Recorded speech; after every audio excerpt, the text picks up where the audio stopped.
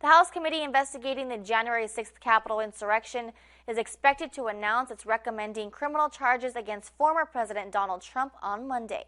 Over the last 17 months, the panel has interviewed more than 1,000 witnesses investigating Trump's efforts to overturn the 2020 election and his role in inciting the Capitol riots. Gloria Pazmino has the latest. It's the final stretch.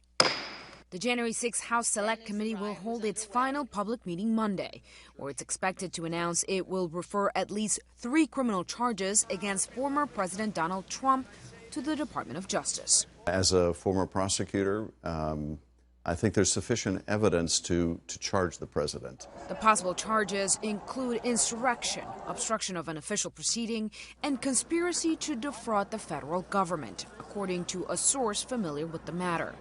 But it's unclear what impact the House referrals could have. A DOJ special counsel investigation is already examining Trump in its own probe into the January 6th insurrection.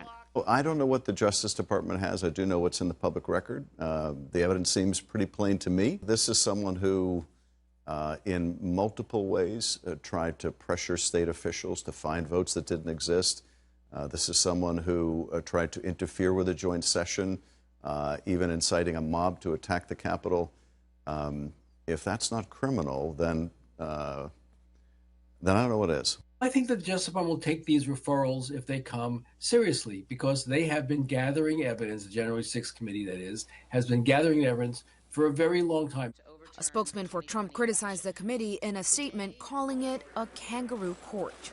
After Monday's hearing, the committee will release its full report on Wednesday. I'm Gloria Pazmino reporting.